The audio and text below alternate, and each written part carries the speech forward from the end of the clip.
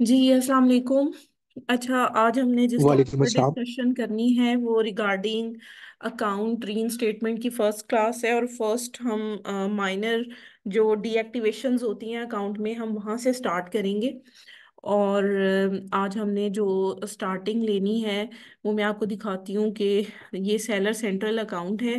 पहले आपको थोड़ा सा सेलर सेंट्रल का ओवरव्यू दे देती हूँ, और उसके बाद अकाउंट हेल्थ में जो फर्स्ट हेल्थ मैट्रिक्स होता है, जो कि ओडीआर होता है, लाइक ऑर्डर डिफेक्ट रेट, उसके बारे में मैं डिटेल में आपको आज गाइड करूंगी। ठीक है, कि अगर उस पर सस्पेंशन आ जाती है, अकाउंट पर डीएक्टिवेशन आ जाती है, या फिर रेड फ्लैग आ जाता है कि भाई आपको नोटिफिकेशन आता है कि आपके अकाउंट पे ओडीआर जो है वो बढ़ता जा रहा है और जो लिमिट है उसको एक्सीड कर रहा है, तो उस केस में आप किस तरह से अकाउंट को रिएक्टिव करोगे और अकाउंट पे रेड फ्लैग को किस तरह से रिजॉल्व कर सकते हो। सो ये मैं आपके साथ आज शेयर करने जा रही हूँ। सो फर्स्ट ऑफ ऑल, यहाँ पर मेन्यू बटन होता है। यहाँ पर जब हम क्लिक करते हैं तो यहाँ पर परफॉर्मेंस का जो बटन है वो हमारे लिए बहुत इंपॉर्टेंट होता है, जिसमें account health, A to Z, guarantee claim, chargeback और ये परफॉर्मेंस नोटिफिकेशंस हैं, जहाँ से हमें अकाउंट की डीएक्टिवेशन के नोटिफिकेशंस मिलते हैं। ठीक है, इसके अलावा हमारे लिए जो चीज़ इंपॉर्टेंट होती है री स्टेटमेंट के लिए, वो ऑर्डर्स का बटन बहुत इंपॉर्टेंट होता है। ऑर्डर्स में दो तरह के ऑर्डर्स होते हैं। जब हम मैनेज ऑर्डर्स पर क्लिक करते हैं, एक एफबीए के ऑर्डर्स होते हैं और दूसरा फुल सेलर फुलफिल्ड ऑर्डर्स होते हैं, जो कि मतलब खुद से शिप किए होते हैं। अब ये जो ओपन हुआ है, ये सेलर फुलफिल्ड का ओपन हुआ है। यहाँ पर देखिए शिप्ड ऑर्डर्स आ रहे हैं, यहाँ पर अनशिप्ड ऑर्डर्स आ रहे हैं, पेंडिंग आ रहे हैं, कैंसिल्ड ऑर्डर्स आ रहे हैं। और अगर एफबीए ऑर्डर देखना है तो यहाँ पर आप क्लिक करेंगे व्यू एफबीए ऑर्डर। ठीक है, यहाँ पर जब आप क्लिक करेंगे तो जितने भी ऑर्डर्स एफबीए से रिलेटेड होंगे वो सारे के सारे यहाँ पर आ जाएंगे।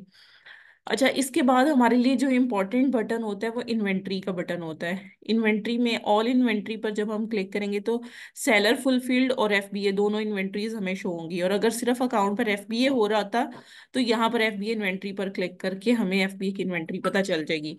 सो हम अभी के लिए यहाँ पर जो कर रहे हैं, मतलब वो सेलर फुलफिल्ड ऑर्डर्स को, और उन ऑर्डर्स को मैंने देखना बता दिया है। अब हम इन्वेंट्री को देखना शुरू करते हैं कि इन्वेंट्री, जब हम मैनेज इन्वेंट्री पर क्लिक करते हैं तो जो भी इन्वेंट्री हमारे पास होती है वो यहाँ पर इस तरह से शो होना स्टार्ट हो जाती है कि ये हमारी इन्वेंट्री है। और यहीं से हमें पता चलता है। अच्छा देखिए, अगर एफबीए की इन्वेंट्री देखनी है तो अमेजोन पर क्लिक कर दें, यहाँ पर आपको अमेजोन वाली इन्वेंट्री जो है वो नजर आना स्टार्ट हो जाएगी। और मर्चेंट पर अगर क्लिक करेंगे तो आपको जो सेलर फुलफिल्ड इन्वेंट्री है वो यहाँ पर शो होना स्टार्ट हो जाएगी। अच्छा, इसके अलावा मैं आपको फर्दर दिखाना चाहूंगी कि यहाँ पर एक मिनट दीजिएगा जी। अब यहाँ पर देखिए, ये टॉप राइट कॉर्नर पर हेल्प का बटन होता है, ये हमारे लिए बड़ा इंपॉर्टेंट होता है रीइंस्टेटमेंट करने वाले लोगों के लिए। इसके अलावा सेटिंग्स का ये वाला बटन है, ये वाला सेटिंग्स का है। और ये बायर और सेलर की कम्युनिकेशन का बटन है, ये वाला। ठीक है, अब मैं आपको जो दिखा रही हूँ वो मैंने हेल्प पर क्लिक किया है।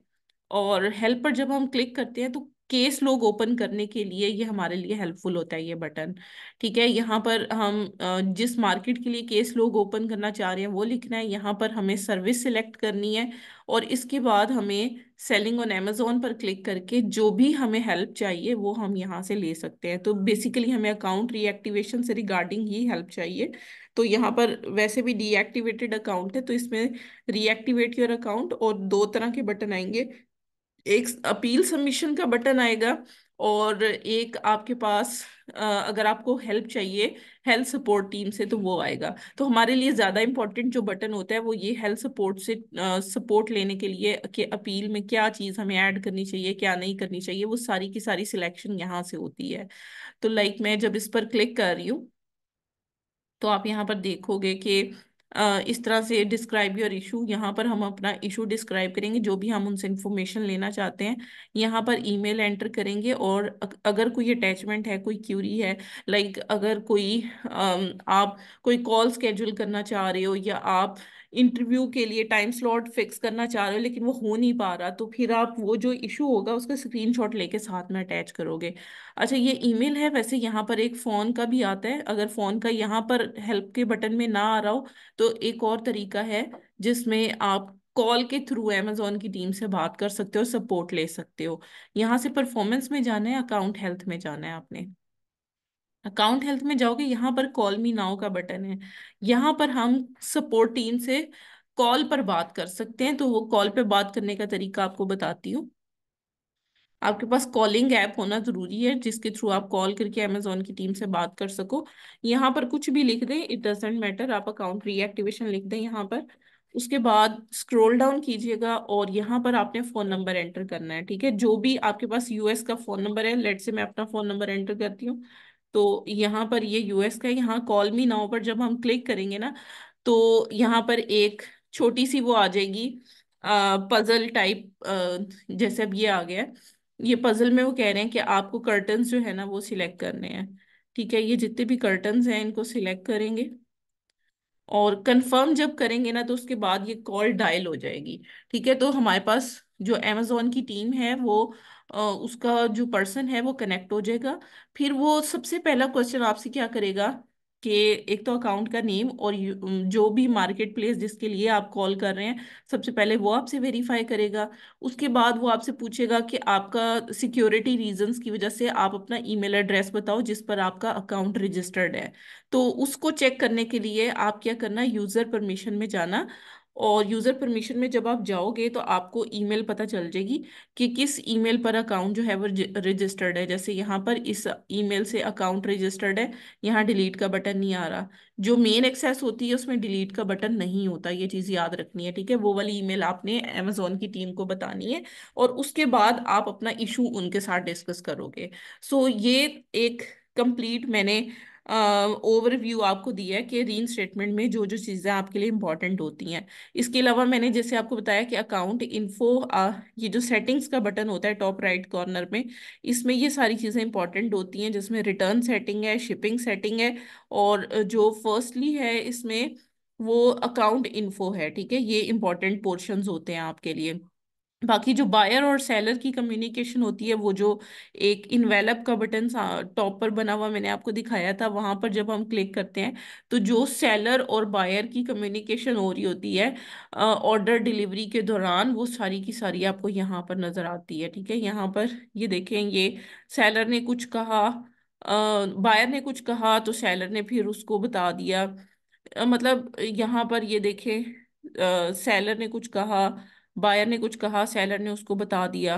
तो मतलब कहने का ये है कि सारी चीजें इस तरह से आप जो है उसको कर सकते हो, यहाँ से देख सकते हो। ठीक है, अब मैं आपको अकाउंट हेल्थ दिखाती हूँ कि अकाउंट हेल्थ में क्या क्या चीजें होती हैं। जैसे कि ये अकाउंट डीएक्टिवेटेड है और यहाँ पर देखें, ये अकाउंट हेल्थ की परफॉर्मेंस होती है जिसमें कस्टमर सर्विस परफॉर्मेंस होती है, शिपिंग परफॉर्मेंस और पॉलिसी कंप्लायंस। ठीक है, ये तीन तरह के पोर्शन होते हैं जो जो कि हमें मतलब जिन पर हमें अकाउंट को स्टेबल रखने की जरूरत होती है। अकाउंट को डीएक्टिवेट होने से बचाने के लिए हमें ये जो अकाउंट हेल्थ की रेटिंग है इसको 200 या इससे अबव रखना होता है। इससे नीचे जब जाती है तो खराब परफॉर्मेंस कंसीडर होती है, वो रिस्क पर चला जाता है। यहाँ पे रिस्क लिखा हुआ रहता है, जहां पर हेल्दी लिखा आ रहा है ग्रीन बटन पे, वहां रिस्क आता है। और जब ये बिल्कुल ही मतलब जीरो पे चली जाए, कोई इस तरह की वॉयलेशन हो जाए अकाउंट पर, सम टाइम ऐसे भी होता है कि वो जीरो पर जाकर और यहाँ पर सस्पेंडेड लिखा हुआ आ रहा होता है कि आपका बिल्कुल अकाउंट ही सस्पेंड हो गया है। अब यहाँ पर कस्टमर सर्विस परफॉर्मेंस है। मैंने आपको जैसे बताया कि ऑर्डर दो तरह के होते हैं, एक सेलर फुलफिल्ड होते हैं और दूसरे एफबीए के थ्रू होते हैं। जो सेलर फुलफिल्ड ऑर्डर होते हैं उसमें हमारे पास कस्टमर परफॉर्मेंस, पॉलिसी कंप्लायंस और शिपिंग परफॉर्मेंस, ये सारी ही उस पर एप्लीकेबल होती है। हमें इन सबको मेंटेन रखने की जरूरत होती है। लेकिन अगर हम लोग एफबीए कर रहे हैं तो फिर सिर्फ कस्टमर परफॉर्मेंस और पॉलिसी कंप्लायंस इंप्लीमेंट होती है, शिपिंग परफॉर्मेंस उस पर एप्लीकेबल नहीं होती अगर हम एफबीए कर रहे हो तो। आप यहाँ पर देख सकते हो कि ये सेलर फुलफिल्ड लिखा हुआ आ रहा है। और जब यहाँ पर हम होल्ड करते हैं ना कर्सर को, तो देखें, Amazon is responsible for FBA shipping metrics, so they do not appear here, वो यहाँ पर अपीयर नहीं होंगी। सिर्फ आपको सेलर फुलफिल्ड के लिए ये वाला पोर्शन जो है वो दिया गया है, आपने इसको मेंटेन करना है। एफबीएम में ये सब एप्लीकेबल है और एफबीएम में पहले दो पोर्शन एप्लीकेबल होते हैं, कस्टमर सर्विस और दूसरा पॉलिसी कंप्लायंस का। ठीक है, उसमें भी ओडीआर में अगर कोई नेगेटिव फीडबैक ये देता है कस्टमर कि मुझे प्रोडक्ट ही नहीं मिला, तो उस केस में क्या होता है कि amazon उसको भी रिमूव कर देता है। तो ये ज्यादातर कस्टमर सर्विस परफॉर्मेंस अगर प्रोडक्ट से रिलेटेड नहीं है, अगर प्रोडक्ट टूटी हुई मिली है तो तब भी amazon रिस्पॉन्सिबल होगा। अगर प्रोडक्ट उस बंदे को जो है वो मिली नहीं है तब भी amazon रिस्पॉन्सिबल होगा। इसलिए वो इसके मैट्रिक्स को वो बढ़ने ही नहीं देता। लेकिन अगर आप सेलर फुलफिल्ड कर रहे हो तो फिर हर चीज में क्योंकि आप रिस्पॉन्सिबल हो, तो फिर हर चीज में ये वाला आपका जो परफॉर्मेंस मैट्रिक्स है ये प्लस माइनस होता रहेगा, ठीक है। और जो पॉलिसी कंप्लायंस है वो सबके लिए इंपॉर्टेंट है, एफबी और एफपीएम दोनों के लिए। तो आज हमने ओडीआर को डिस्कस करना है, ऑर्डर डिफेक्ट रेट, ये इसका शॉर्ट फॉर्म ओडीआर है, ठीक है। इसका टारगेट है कि ये 1% से अंडर होना चाहिए, 1% से लेस होना चाहिए। अब जैसे आप यहाँ पर देख रहे हो कि ये 50% से अबव हो चुका है, ठीक है, और इस पर ये रेड फ्लैग आ चुका है, ये सस्पेंशन का फ्लैग होता है, इस पर सस्पेंशन आ चुकी है। अब असल में प्रॉब्लम क्या है इसमें कि नेगेटिव फीडबैक आया 50%, और 25% A to Z guarantee claim आया, और चार्जबैक क्लेम 0% है। अब ये तीनों जो मैट्रिसेस है, negative feedback, A to Z और चार्जबैक, ये तीनों मिलकर ओडीआर की परसेंटेज बनाते हैं, ठीक है। तो ओडीआर की परसेंटेज 1% के अंडर होनी चाहिए। अभी यहाँ पर लास्ट 60 डेज में जो ओडीआर है वो 50% हमें यहाँ पर शो हो रहा है, ठीक है। और किस वजह से हो रहा है कि नेगेटिव फीडबैक आया है इस अकाउंट पे, और A to Z guarantee claim भी आया है इस अकाउंट पर, जिसकी वजह से सेलर फुलफिल्ड ऑफर में ओडीआर इनका 50% तक चला गया है। अब मैं आपको बताती हूँ ओडीआर होता क्या है। सबसे पहले तो इस चीज को हम क्लियर कर लें, ओडीआर का मतलब ये होता है कि टोटल कितने ऑर्डर्स ऐसे हैं जो कि कस्टमर तक सही नहीं पहुंचे। अब वहां पर 2 आउट ऑफ 4 लिखा हुआ आ रहा था, यानी कि 4 ऑर्डर्स में से 2 ऑर्डर ऐसे हैं जो कि डिफेक्टिव थे कस्टमर के लिए, जिसकी वजह से अकाउंट पर ये प्रॉब्लम आई, ठीक है। तो जब इस तरह की वॉयलेशन होती है अमेजोन पर, तो यूजुअली पूरा अकाउंट डीएक्टिवेट नहीं होता, उस पे सिर्फ सेलर फुलफिल्ड ऑफर्स डीएक्टिवेट होती हैं। लेकिन ये जो अकाउंट है ये कंप्लीटली डीएक्टिवेट है, क्योंकि इस पर ओडीआर के अलावा एक और वायलेशन भी है, ठीक है, इस वजह से ये कंप्लीटली डीएक्टिवेटेड है। लेकिन अगर सिर्फ ओडीआर का मसला होता तो फिर अमेजोन क्या करता है कि सेलर फुलफिल्ड ऑफर्स बंद कर देता है आपके अकाउंट पे, यानी कि आप ऑर्डर्स अमेजोन के थ्रू तो फुलफिल करवा सकते हो, लेकिन आप खुद अपने वेयर हाउस से प्रोडक्ट को शिप नहीं करोगे। ये सेलर फुलफिल्ड ऑफर्स बंद होना होता है अकाउंट पे, ठीक है। तो ओडीआर का आपको मैंने बता दिया कि ओडीआर का मतलब है कि आप कितना गुड एक्सपीरियंस किसी कस्टमर को प्रोवाइड करते हो। ये आपके पास ओडीआर एक की मैयर है उसका। और इसको कैलकुलेट कैसे किया जाता है, टोटल ऑर्डर्स की परसेंटेज निकाली जाती है विद इन 60 डेज। अगर 60 डेज में 4 ऑर्डर डिलीवर हुए थे, 4 में से 2 ऑर्डर जो है वो डिफेक्टिव है, तो 50% इसका ओडीआर बन गया, ठीक है। तो ये 60 डेज का परसेंटेज का काउंट होता है। इसके अलावा आप यहाँ पर देखो कि कितने ऑर्डर डिफेक्ट में थे, परसेंटेज के हिसाब से 2 ऑर्डर थे, और इसमें 1 ऑर्डर था और ये 0, ठीक है। तो इसका मतलब है कि टोटल जो ओवरऑल डिफेक्टिव हुआ वो 50% हुआ, क्योंकि ये इन दोनों में से हो सकता है एक जो है वो 60 डेज में ना आता हो, जिस वजह से 50% पर ओडीआर इसका चला गया है। अब हम अगर इसकी रिपोर्ट देखना चाहें, अब आप ये देखो, ये 2 दिसंबर से 30 जनवरी तक का टाइम विंडो यहाँ पर हमें नजर आ रही है। अच्छा, उसके बाद हम इसकी रिपोर्ट को डाउनलोड करेंगे, और डाउनलोड करने के बाद देखेंगे किस किस ऑर्डर में क्या क्या प्रॉब्लम आई जिसकी वजह से अकाउंट डीएक्टिवेट हुआ है या सेलर फुलफिल्ड ऑफर्स बंद हुई हैं। क्योंकि यहाँ पर लिखा हुआ है कि अगर आप अकाउंट पर ओडीआर 1% के अंडर होना चाहिए, अगर अबव 1% होगा तो अकाउंट डीएक्टिवेशन हो सकती है। लेकिन मोस्ट ऑफ द केसेस में सेलर फुलफिल्ड ऑफर बंद होती है, पूरा अकाउंट डीएक्टिवेट नहीं होता। सो अभी मैं आपको दिखाना चाहूंगी, ये एक गूगल शीट है एक्सेल की जिसने ये डाउनलोड किया। अब ये 2 ऑर्डर आईडीज हैं, सेलर फुलफिल्ड है, नेगेटिव फीडबैक 2 पर आया, A to Z guarantee claim आया, इम्पैक्ट इन दोनों का था अकाउंट पर, ठीक है। अब असल में क्या है कि A to Z guarantee claim same product पे सेम ऑर्डर आईडी पर आया जिस पर नेगेटिव फीडबैक आया, इस वजह से 50% इसका बन रहा है, ठीक है। तो यहाँ से हमें ऑर्डर आईडीज का पता चल जाता है। अब जैसे ये ऑर्डर आईडी यहाँ पर हमें शो हो रही है, इस ऑर्डर आईडी को मैं यहाँ से कॉपी करूंगी, ठीक है। अभी हाँ ठीक है, वो मेरा चल नहीं रहा, की नहीं चल रही ये वाली। तो ये ऑर्डर आईडी को आप यहाँ से कॉपी करके और फिर आप देख सकते हो कि किस प्रोडक्ट में जो है वो प्रॉब्लम आई है।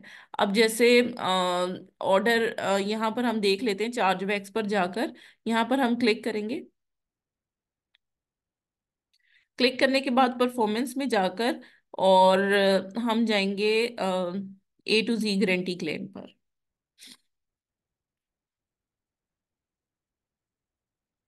अच्छा, ऑल पर क्लिक करेंगे और क्लेम देखेंगे कौन सा क्लेम आया। जिस पर क्लेम आया उसी ने फीडबैक भी दिया हुआ है। ठीक है, ये प्रोडक्ट है, 30 दिसंबर को सेलर ने फंडेड, और ODR पर इम्पैक्ट इसका है, अपील 12 जनवरी तक की जा सकती है। ये ऑर्डर आईडी है, ये प्रोडक्ट की अमाउंट थी, क्लेम डेट उसने 13 दिसंबर को क्लेम किया।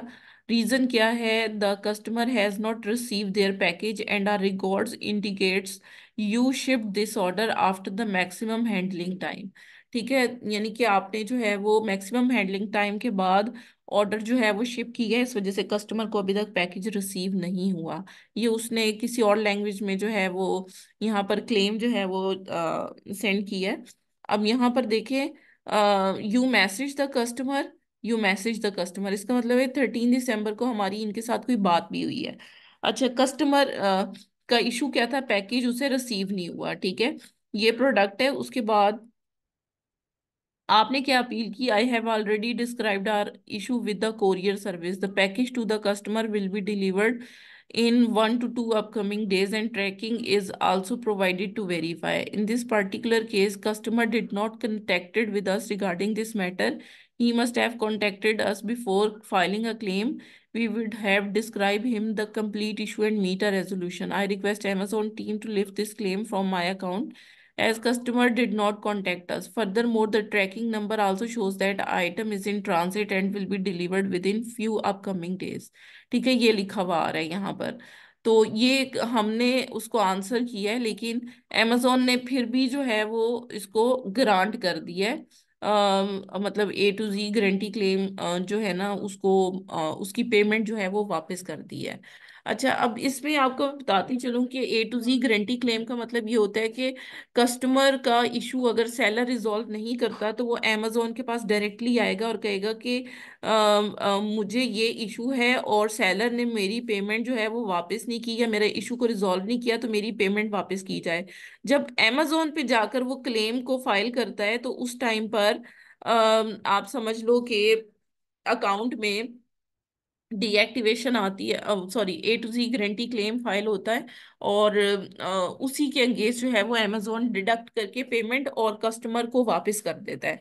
तो मतलब कहने का ये है कि 30 नवंबर तक उसका ऑर्डर जो है वो फुलफिल होना चाहिए था, लेकिन 13 दिसंबर तक उसे ऑर्डर नहीं मिला तो उसने A to Z guarantee claim file कर दिया, और अमेजोन ने हमारे अकाउंट से डिडक्ट करके पैसे और उन्हें वापस कर दिए हैं।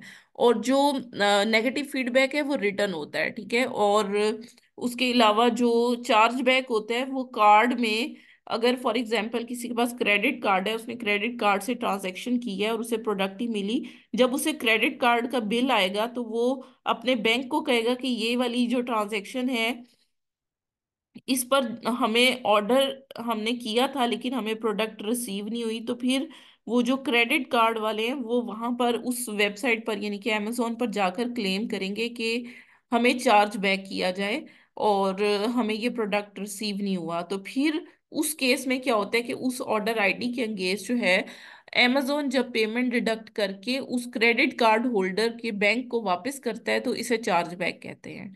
ठीक है, तो ये तीन अलग अलग तरह के सिनेरियोज हैं जिसकी वजह से ODR इफेक्ट हो सकता है।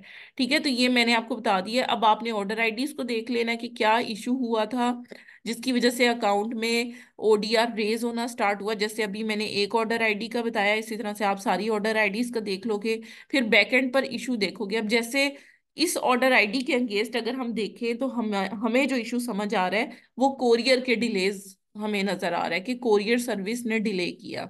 असल में आपको ये देखना है कि वेयर हाउस क्या कहाँ था और किस कैरियर सर्विस को आपने यूज किया शिपिंग के लिए, और उसके बाद मतलब जो प्रोडक्ट है वो कस्टमर तक क्यों लेट पहुंचा, वो रीजन आपने बतानी है। तो यहाँ पर इस सिनेरियो में हमें क्लियरली नजर आ रहा है कि कोरियर सर्विस की डिले की वजह से A to Z guarantee claim file हुआ है। तो जब आप प्लान ऑफ एक्शन लिखोगे तो प्लान ऑफ एक्शन के बेसिकली 3 पार्ट्स होते हैं। एक रूट कॉज होता है, और सेकंड में प्लान ऑफ एक्शन होता है, और थर्ड में फ्यूचर प्रिवेंटिव्स होते हैं। तो रूट कॉज में जो इशू आपने फेस किया उसकी बेसिक रीजन क्या थी वो आपने लिखनी है। उसके बाद प्लान ऑफ एक्शन में आपने लिखना है कि आपने इमिजिएटली इस इशू को देखने के बाद आपने क्या क्या स्टेप्स लिए। और फ्यूचर प्रिवेंटिव्स में आपने लिखना है कि फ्यूचर में सेम तरह का इशू रिपीट ना हो उसके लिए आप क्या प्रोसीजर फॉलो करोगे। वो प्रोसीजर आपने अमेजोन को बताना है, ठीक है। तो आप 2 मिनट वेट कीजिएगा, मैं ग्रुप में आपको अपील भेज रही हूँ, अपील के सैंपल्स शेयर कर रही हूँ, फिर हम अपील को डिस्कस करेंगे।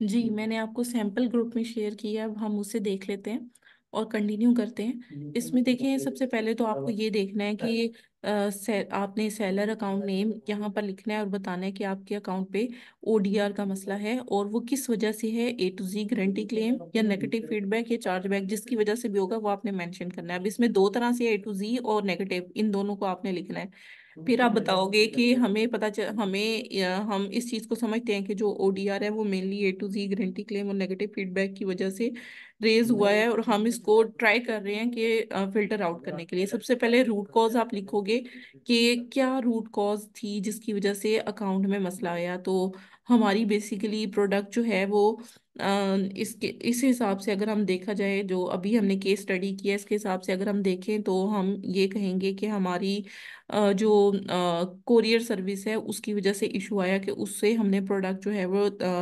ऑर्डर डिलीवर करने के लिए दी थी, लेकिन वो इन ट्रांजिट आ रही थी, उन्होंने डिस्पैच नहीं की या उन्होंने डिलीवर नहीं की, ठीक है, जिसकी वजह से प्रॉब्लम आ रहा है। और ट्रैकिंग पर, ट्रांजिट पर ही फंसी हुई थी, जिसकी वजह से कस्टमर ने A to Z guarantee claim भी दिया और उसने प्रोडक्ट डिलीवर ना होने की वजह से नेगेटिव फीडबैक भी दिया।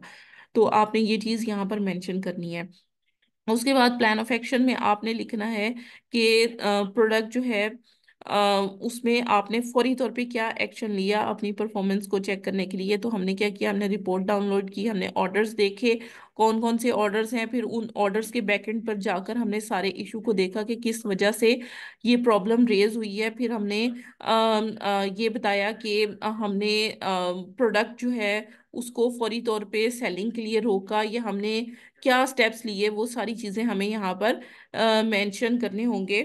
और उसके बाद आपको जो है वो फर्दर ये चीज मेंशन करने की जरूरत होगी कि अगर कोरियर डिले है तो आप इस इशू को किस तरह से फ्यूचर में रिजॉल्व करोगे। तो फिर आपने फ्यूचर प्रिवेंटिव्स इसमें लिखने हैं क्लियरली, और अमेजोन को ये बताना है कि किस तरीके से आप मतलब लेकर चलेंगे इसको, और मतलब इसमें कोरियर सर्विस को इम्प्रूव किस तरह से करोगे। तो अगर आप USPS यूज कर रहे हो तो आप उन्हें कहोगे हम फेडेक्स की सर्विस को ले लेंगे, या UPS के थ्रू हम अकाउंट जो है अपना ओपन कर लेंगे और अपनी जितनी भी सर्विस है वो इसके थ्रू करेंगे, ताकि फास्ट डिलीवरी हो प्रोडक्ट की। और जो भी इशू अगर कोई आ रहा है डिलीवरी में तो हम फौरी तौर पे कस्टमर को पहले से इन्फॉर्म कर देंगे, ताकि वो बजाय इसके कि क्यूरियस हो और उसे ये लगे कि हम उनके साथ स्कैम कर रहे हैं या प्रोडक्ट डिलीवर नहीं कर रहे। तो उस चीज को ओवरकम करने के लिए हम खुद से कम्युनिकेट करेंगे कस्टमर को, ताकि वो A to Z guarantee claim file ना करे। ठीक है, तो आप इस तरह से फ्यूचर प्लान ऑफ एक्शन को लिखोगे। अच्छा, इसके अलावा एक रीजन ODR की और भी हो सकती है, जो कि आप उनके साथ डिस्कस कर सकते हो, जो कि लैक ऑफ इन्वेंट्री या शॉर्टेज ऑफ इन्वेंट्री भी हो सकती है। तो फिर उस तरह के केस में आप क्या बताओगे कि आपके पास इन्वेंट्री शॉर्ट थी, जिसकी वजह से आपने सप्लायर को ऑर्डर किया हुआ था लेकिन वो ऑर्डर आप तक आने में डिले हो गया, और फिर उसके बाद ऑर्डर को डिस्पैच करने में हमें टाइम लग गया, जिसकी वजह से ये सारा प्रॉब्लम रेज हुआ, जो कि शॉर्टेज ऑफ इन्वेंट्री में आता है। तो फिर आपने प्लान ऑफ एक्शन क्या करना है, आपने ये करना है कि अगर उसका स्टॉक आपके पास आ गया है तो फिर आप उससे कंटिन्यू रखोगे, अदरवाइज आप उन्हें कहोगे कि हमने टेम्परेरी बेसिस पे लिस्टिंग को डिसेबल कर दिया है, और जब तक हम रीस्टॉक नहीं हो जाते तब तक हम इसे फर्दर इस प्रोडक्ट की सेलिंग नहीं करेंगे। उसके बाद जो फ्यूचर प्रिवेंटिव्स हैं उसमें आप लिख सकते हो कि हम स्टॉक मैनेजमेंट का कोई सॉफ्टवेयर इस्तेमाल करेंगे, इन्वेंट्री मैनेजमेंट का, उसका नाम कोई लिख दीजिएगा, फिर उसके अलावा आप जो है वो ये भी मेंशन करोगे कि मतलब फ्यूचर में प्रोडक्ट को शॉर्टेज ऑफ इन्वेंट्री को आप किस तरह से हैंडल करोगे, उसमें आप ये मेंशन कर दोगे कि हम जो भी प्रोडक्ट है उसका स्टॉक पहले अपने पास मेंटेन रखेंगे, और जब हमारे पास स्टॉक अवेलेबल होगा तभी हम सिर्फ लिस्टिंग करेंगे और स्टॉक को अपडेट करेंगे, अदरवाइज हम स्टॉक को नलीफाई कर देंगे, जीरो कर देंगे लाइक। तो कहने का मकसद ये है कि इस तरीके से हम स्टॉक की मैनेजमेंट करेंगे। बाकी जो ज़्यादा इंपॉर्टेंट पॉइंट इसमें ये होगा कि वो स्टॉक मैनेजमेंट या इन्वेंट्री मैनेजमेंट का आप कोई टूल इस्तेमाल करोगे। अच्छा, अब इसकी सबमिशन किस तरह से होगी? यहाँ पर ना submit submit information, new information लिखा हुआ आ रहा है, यहाँ पर सबमिट इंफॉर्मेशन आ रहा होगा, आपने यहाँ पर क्लिक करना है। और जो अपनी अपील है उसको आपने पीडीएफ बनाना है और उस पीडीएफ को यहाँ पर अटैच करना है। अपील आपने यहाँ पर लिखनी नहीं है, ठीक है।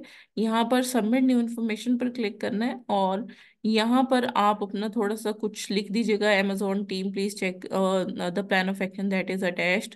और यहाँ पर सिलेक्ट फाइल पर जाकर आपने क्या करना है कि वो जो प्लान ऑफ एक्शन जो कि आप सबमिट करना चाहते हो वो आपने यहाँ पर अटैच कर देना है। अच्छा, ओडीआर के केस में सपोर्टिव डॉक्यूमेंट में जो चीज़ आप लगा सकते हो, अगर कैरियर का कोई डिले है और आप उसकी ट्रैकिंग की इंफॉर्मेशन को एंटर करके, और जो आपके पास मतलब जो भी कोरियर सर्विस आपने यूज़ की है उस ट्रैकिंग के अगेंस्ट एक आपके पास रिसीप्ट टाइप आती है, या वो ऑनलाइन पोर्टल पर जाकर ट्रैकिंग इंफॉर्मेशन को आप मतलब चेक कर सकते हो। जैसे यहाँ पर मैं फेडेक्स की अगर कोई भी ट्रैकिंग है तो हम इसको जो है वो आपको सिर्फ बता रही हूँ। यहाँ पर फेडेक्स पर आप क्लिक करोगे,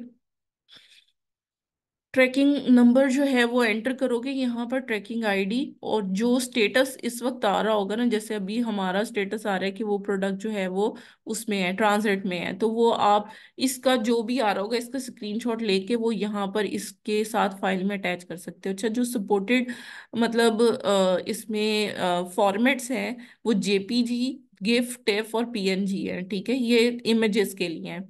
और अगर आप कोई डॉक्यूमेंट अटैच करते हो तो पीडीएफ, डॉक्स और टेक्स्ट फाइल है। इसके अलावा स्प्रेडशीट अगर अटैच करते हो तो एक्सेल और सीएसवी है। ईमेल के लिए ईमेल, ईएमएल है, ठीक है, ये फॉर्मेट्स हैं। इसके अलावा अगर आप कोई भी फॉर्मेट में फाइल अटैच करोगे तो वो एक्सेप्ट नहीं करेंगे, ठीक है, उनके पास ओपन ही नहीं होगी। तो ज़्यादा रिकमेंडेड ये होता है कि आप पीडीएफ क्रिएट करके अटैच करो, क्योंकि पीडीएफ डाउनलोड करना भी आसान है, पीडीएफ का जो साइज होता है वो भी कम होता है, क्योंकि मैक्सिमम पर सबमिशन जो साइज होता है वो 10 MBs का होता है। इससे ज़्यादा MBs की अगर फाइल्स होंगी तो वो आपकी अटैच नहीं होगी यहाँ पर, ठीक है। तो आपको रिकमेंडेड यही है कि आप पीडीएफ बनाकर उसका अटैच कर दो। अटैच करके आपने सबमिट कर देना है, ठीक है, तो आपकी जो अपील है वो सबमिट हो जाएगी। अच्छा, जो ओडीआर का इशू होता है उसमें कॉल के थ्रू भी आप प्लान ऑफ एक्शन को वर्बली बता सकते हो। तो आप जो है वो कॉल करोगे अमेजोन की टीम को, अगर रेड फ्लैग आ रहा है कि अकाउंट पर लिखा हुआ आ रहा हो कि आपका ओडीआर अकाउंट का जो है वो बढ़ रहा है, तो आप उसको चेक करें। तो उस तरह के केस में, कुछ केसेस में अमेजोन कहता है कि अपील करने की जरूरत नहीं है, लेकिन आपका जो ओडीआर है वो 1% से अबव है, आप उसे हैंडल करो। तो उस केस में फिर आप क्या करते हो कि जस्ट अपील कुछ भी नहीं करना होता, आपने सिर्फ उसको मैनेज करने की आपको जरूरत होती है।